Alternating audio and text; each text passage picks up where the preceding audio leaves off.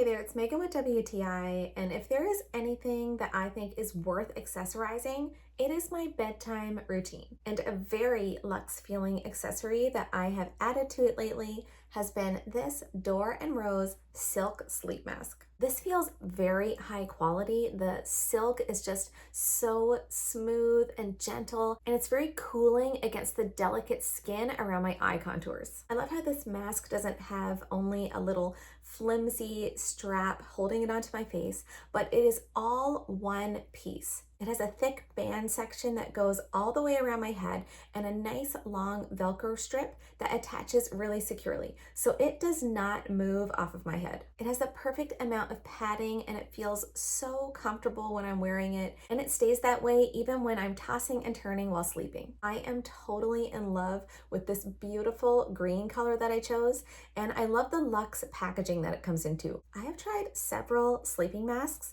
but I have to say that this Dore and Rose silk sleep mask is by far my favorite. But that's just my point of view.